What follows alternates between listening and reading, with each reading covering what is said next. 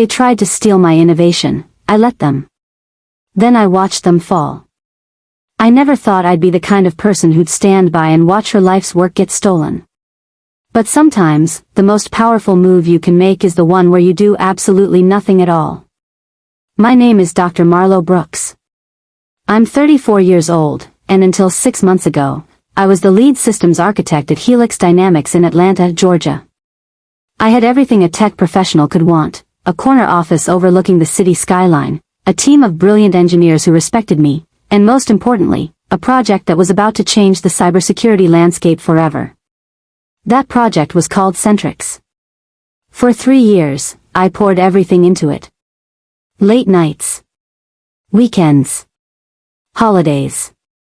While my colleagues were at company barbecues and networking mixers, I was in the lab, refining algorithms, stress-testing encryption protocols, building something truly revolutionary. SENTRIX wasn't just another cybersecurity tool.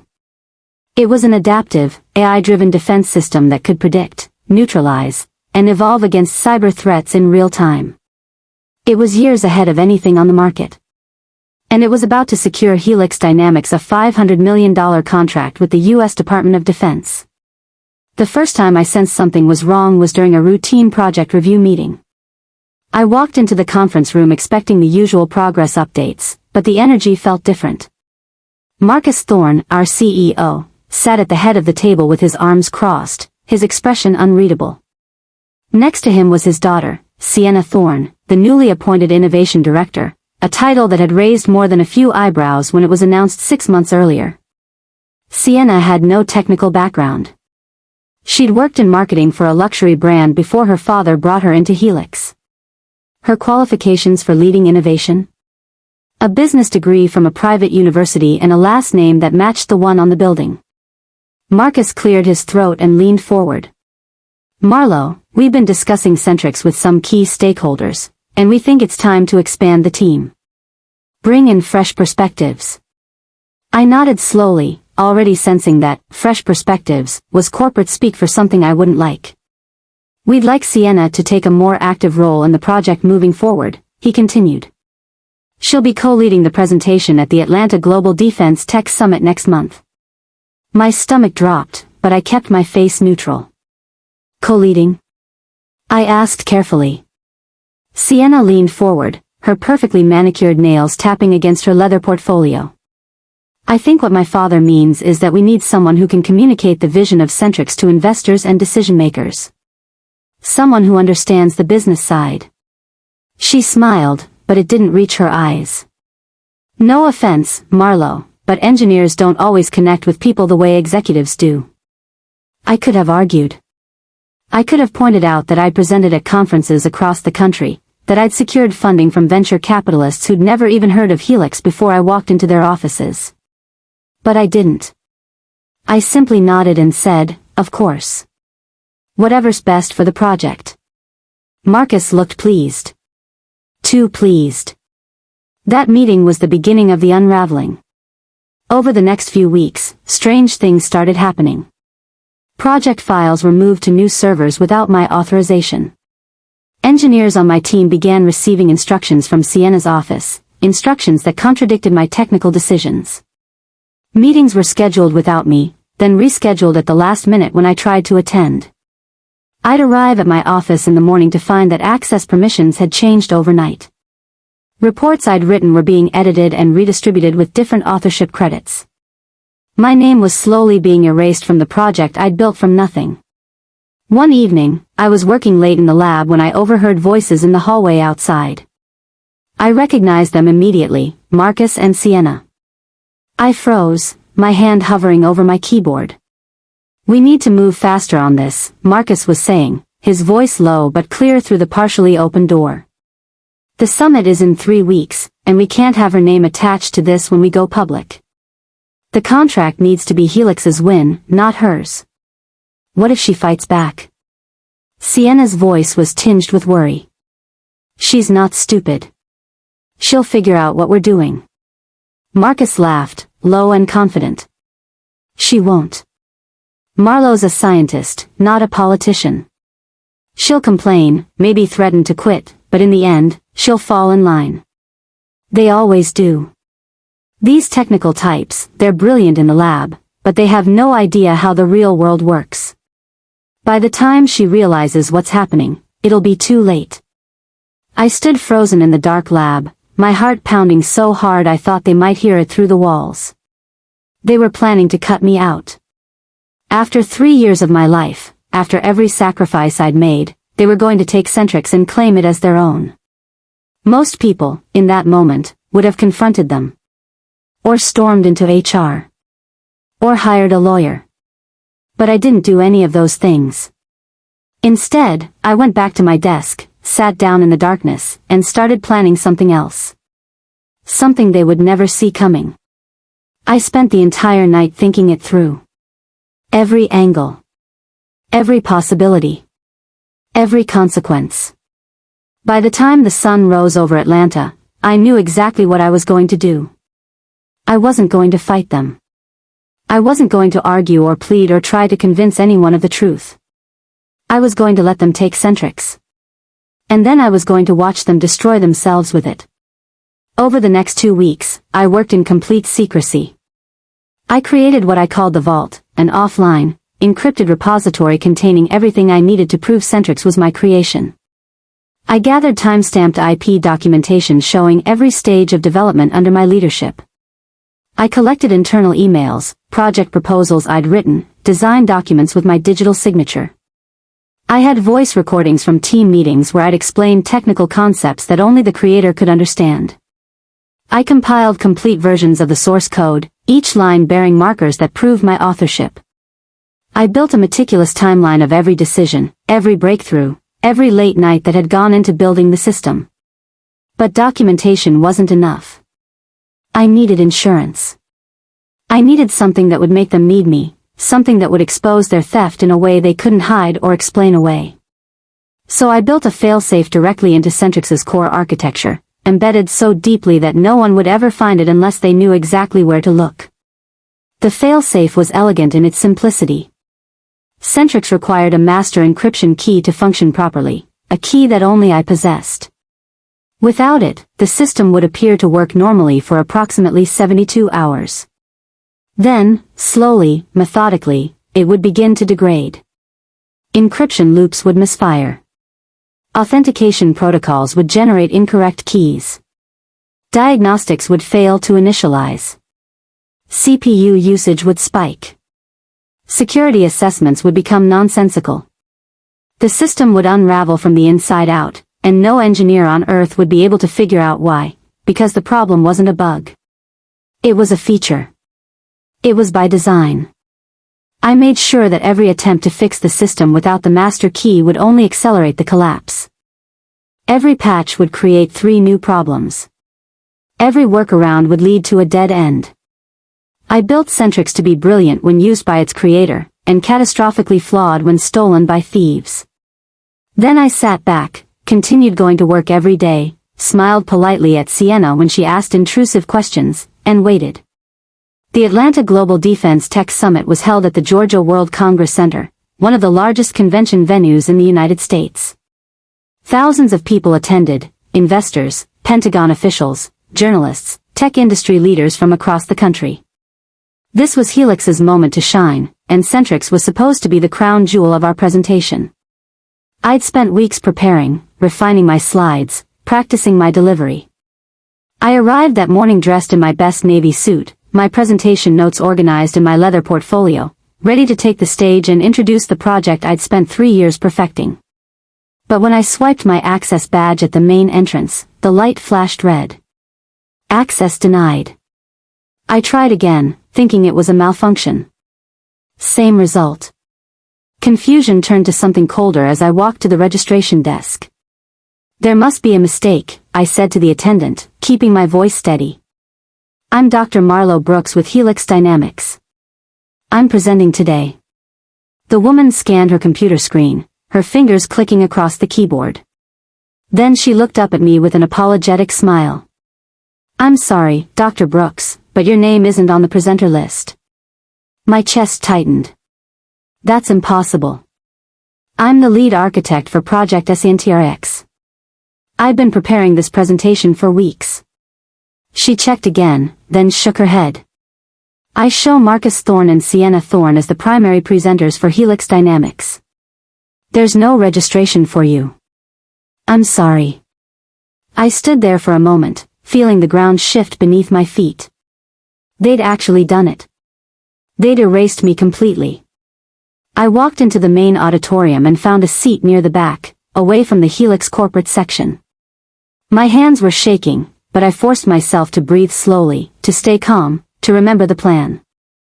Around me, investors chatted excitedly about the presentations they were anticipating. Journalists prepared their cameras and recording equipment. Pentagon officials sat in the front row in their crisp uniforms, arms crossed, waiting to be impressed. The energy in the room was electric with anticipation. Then the lights dimmed. A spotlight illuminated the stage. Marcus Thorne walked out, his presence commanding, his smile confident and practiced. The crowd applauded enthusiastically. Behind him, massive screens displayed the SENTRIX logo, the one I'd designed myself on a late night in the lab 18 months ago. Good morning, Marcus began, his voice booming through the state-of-the-art sound system. Today, I'm proud to introduce a revolutionary breakthrough in cybersecurity. A system that will redefine how we protect our nation's most critical infrastructure against evolving cyber threats. He paused for dramatic effect, letting the weight of his words sink in. Ladies and gentlemen, I present to you SENTRIX. Created by Helix Dynamics' own innovation director, my brilliant daughter, Sienna Thorne. The crowd erupted in applause. Sienna walked onto the stage, waving graciously, her designer dress perfectly tailored, her hair styled to perfection. She looked like she belonged there. Like she'd earned it. Thank you so much, Sienna said, her voice sweet and well-rehearsed. SENTRIX has been a labor of love for our team at Helix. We've worked tirelessly to create something that will protect our country from emerging cyber threats in an increasingly dangerous digital landscape. I sat in the darkness of the auditorium, watching as she clicked through my slides. My research. My algorithms. My 3 years of sacrificed weekends and sleepless nights. My innovation. She spoke confidently, using technical terms she barely understood, terms I knew she'd memorized phonetically. She recited talking points I'd written months ago, explanations I'd crafted to make complex concepts accessible to non-technical audiences. The investors leaned forward, impressed by her polish and confidence. The Pentagon officials nodded approvingly at the system's capabilities. Journalists scribbled notes furiously. And I did nothing. I didn't stand up. Didn't shout. Didn't cause a scene. I simply sat there in the back of the auditorium, watching them steal my life's work in front of 1,000 people, watching Sienna accept congratulations for innovation she couldn't have created in 100 lifetimes. Because I knew exactly what was about to happen. The timer had already started. 72 hours. The first malfunction occurred 6 hours after the presentation. SENTRIX was being demonstrated live for a group of Pentagon cybersecurity experts in Helix's main testing facility. It was supposed to be a controlled showcase, a chance to prove the system's capabilities in real time. Sienna was there, along with Marcus and several senior engineers who'd been assigned to support the rollout. I wasn't invited, of course. But I didn't need to be there. I had access to the system logs from my personal laptop at home. I sat in my apartment that evening, a cup of tea cooling on the table beside me, watching the telemetry data scroll across my screen. At 3:47 p.m., SENTRIX began generating incorrect encryption keys. The errors were small at first, milliseconds of delay, minor authentication hiccups. Nothing that would raise immediate alarm. The engineers probably dismissed it as network latency or hardware warm-up. But I knew better. I designed every detail of what was happening. Within the hour, the problems escalated. Diagnostic protocols failed to initialize. CPU usage spiked from normal levels to 98% with no explanation. The system's adaptive AI started producing nonsensical threat assessments, flagging benign traffic as critical threats while missing obvious vulnerabilities.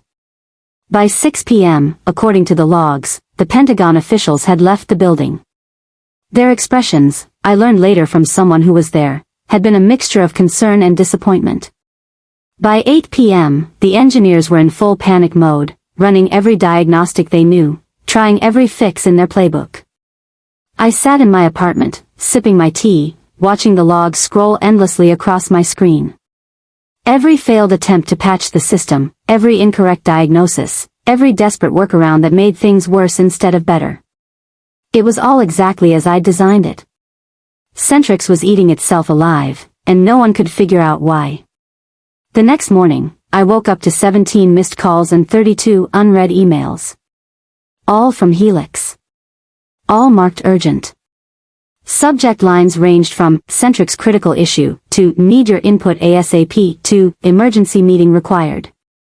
I deleted them without reading a single one. Instead, I made myself breakfast, took a long shower, and opened my encrypted vault. It was time for phase 2. I'd spent weeks preparing a carefully curated package of evidence. Internal emails showing Marcus and Sienna's plan to remove me from the project, complete with timestamps and full message threads. Voice recordings of their private conversations in the hallway, the ones where Marcus had called me too naive to fight back. Timestamp documentation proving I was the sole creator of SENTRIX, with my digital signatures embedded throughout. Technical breakdowns showing that the current version of the system was fundamentally incomplete. Without my master encryption key. Comparative analysis proving that Sienna had no technical expertise whatsoever in cybersecurity or AI development. I packaged everything meticulously, organized it into clear categories, wrote a brief explanatory document that laid out the timeline of theft, and prepared to send it to 3 carefully selected groups of people. First, every member of Helix's board of directors, the ones who had the power to actually hold Marcus accountable. Second, a select group of investigative journalists who specialized in corporate malfeasance and tech industry scandals, reporters I knew would verify every detail before publishing. Third, the investors and Pentagon officials who'd attended the summit and watched Sienna present my work as her own. I sent everything anonymously through an encrypted email service that couldn't be traced back to me, using routing protocols that would bounce the messages through servers in 7 different countries. Then I closed my laptop, poured myself another cup of tea, and waited. I didn't feel angry anymore. I didn't feel vindictive. I just felt calm. Patient. Ready. The story broke within 48 hours. Helix Dynamics accused of intellectual property theft, screamed the headline on TechCrunch. Defense contract in jeopardy as cybersecurity firm faces scandal, reported Bloomberg. CEO's daughter accused of stealing researchers' work, declared the Atlanta Journal-Constitution. The evidence was damning, irrefutable. The emails, the recordings, the timestamps, the technical analysis. It all painted a clear picture of deliberate corporate theft and fraud. Social media exploded. Industry forums lit up with outrage and debate. Former employees came forward with their own stories of how Helix had sidelined talented researchers in favor of executive nepotism and political maneuvering. Tech industry leaders who'd once praised Marcus as a visionary now distanced themselves from him. The narrative shifted overnight from brilliant innovation to corporate corruption. Helix's stock price dropped 34% in a single trading day, wiping out billions in market value. The Pentagon suspended all contract negotiations indefinitely, citing concerns about the integrity of the technology and the company's ethical standards. Investors began pulling out, demanding refunds on their commitments, threatening lawsuits for fraud and misrepresentation. Emergency board meetings were called. Crisis management consultants were brought in. The company that had been riding high on SENTRIX's promise was now scrambling to survive the scandal. And through it all, SENTRIX continued to collapse. By day 4, the system had become completely unstable. Error rates reached 87%. Critical functions were failing every few minutes. The engineers couldn't explain what was happening. Every patch they applied seemed to make the situation worse. Senior developers were brought in from other projects. External consultants were hired at exorbitant rates. Nothing worked. Nothing even came close to working. Sienna, in a desperate attempt to save face and prove she actually understood the technology, held a press conference. I watched it from my apartment, live streamed on my laptop. She stood at a podium, flanked by lawyers and PR consultants, her confidence from the summit now replaced with visible stress. The issues we're experiencing with SENTRIX are minor technical adjustments, she claimed, reading from prepared notes.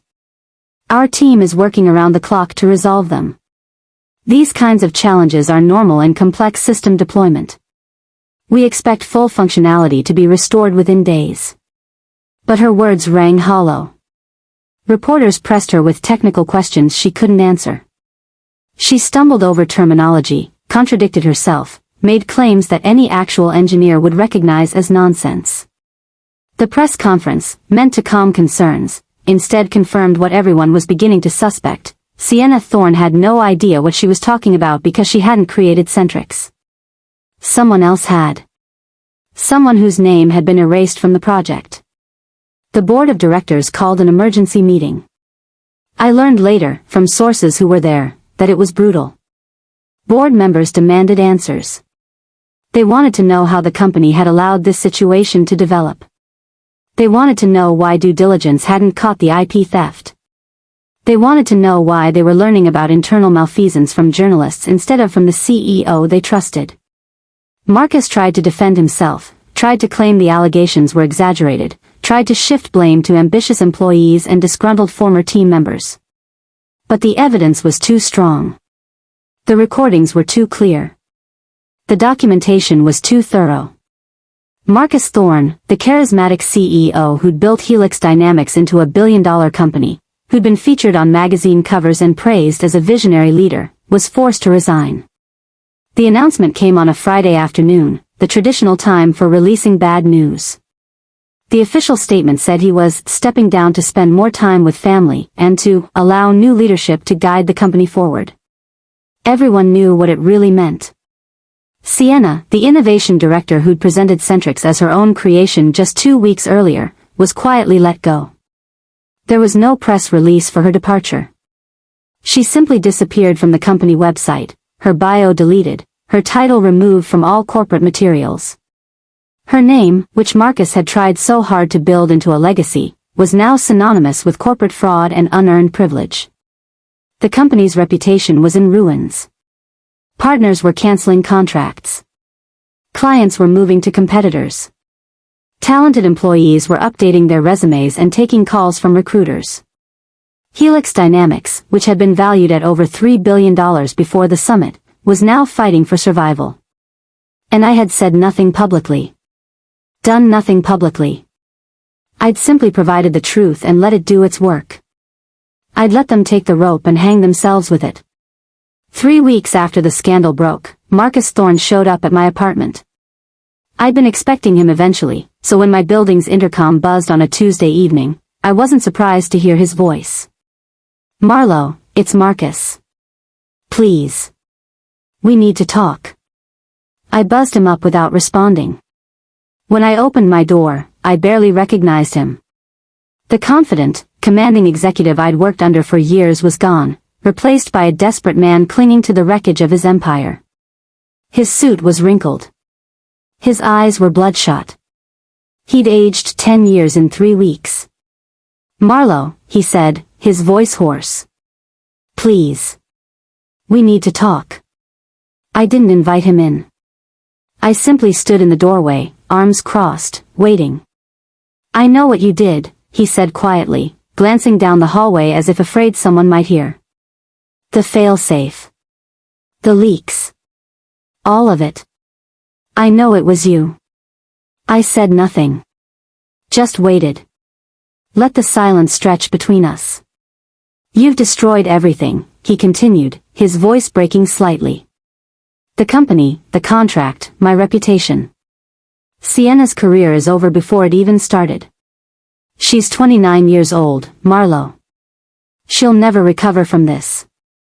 "No," I said calmly, my voice steady and clear. "You destroyed everything. I just chose not to stop you." He stared at me, genuine confusion on his face, as if he couldn't comprehend what I was saying. "You had a choice, Marcus," I continued. "You could have respected my work. You could have given credit where it was due. You could have recognized that talent matters more than politics. You could have built something great together with the person who actually created the innovation.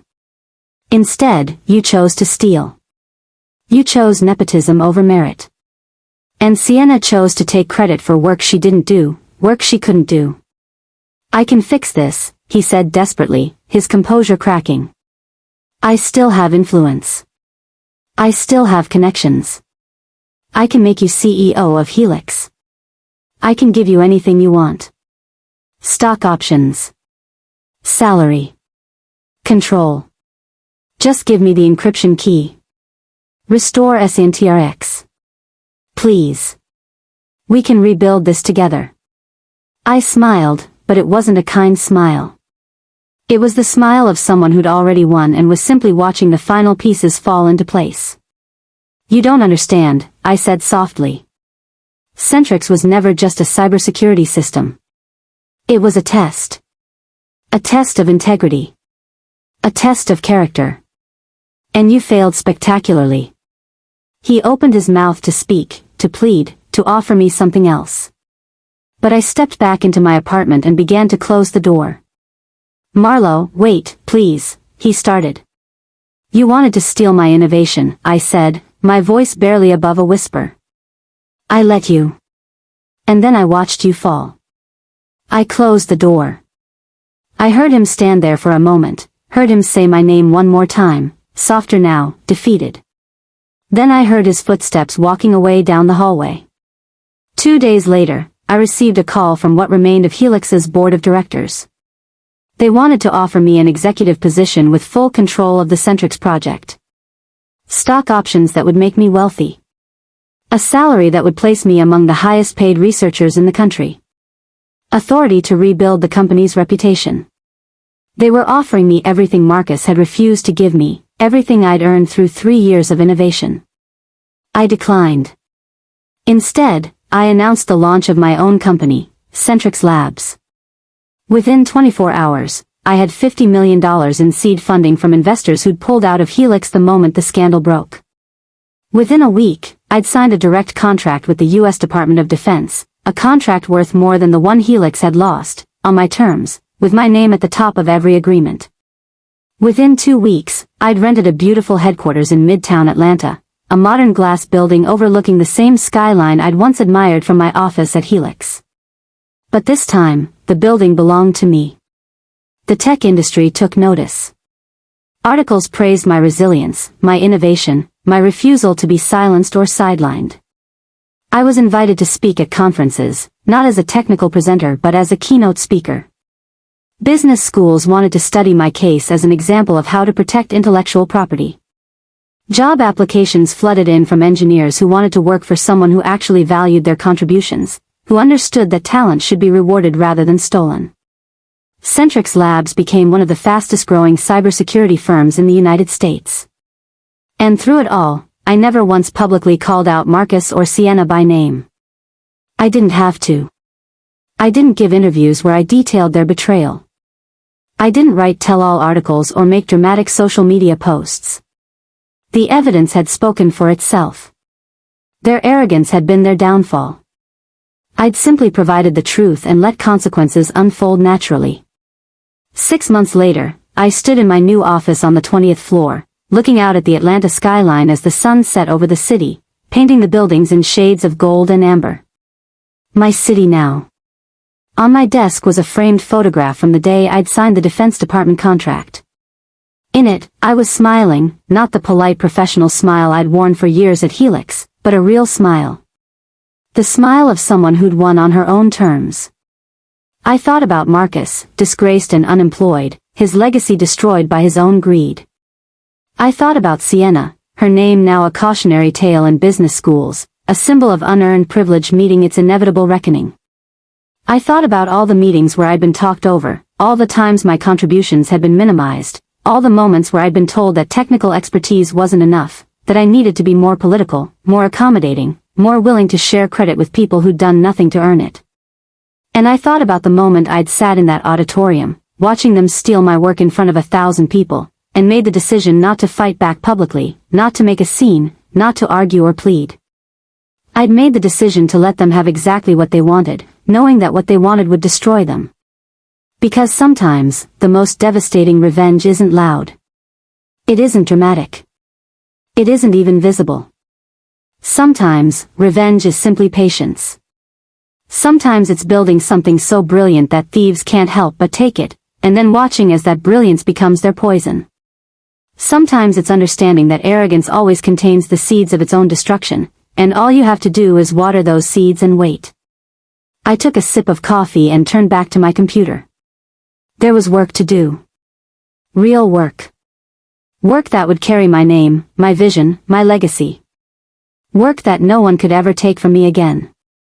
My calendar was full of meetings with Pentagon officials, partnership discussions with Fortune 500 companies, recruitment calls with the best engineers in the industry. SENTRIX Labs was growing faster than I'd even anticipated. They'd tried to steal my innovation. I let them. And then I watched them fall. The best part? They never even saw it coming. They thought they were dealing with a naive scientist who didn't understand corporate politics. They thought technical brilliance meant political weakness. They thought that because I was quiet and focused on my work, I'd be easy to push aside. They were wrong about all of it. I understood corporate politics perfectly. I just chose to play a different game, one where the rules were patience, preparation, and letting other people's greed become their downfall. And I won that game so completely, so thoroughly, that they destroyed themselves trying to claim what was never theirs to take.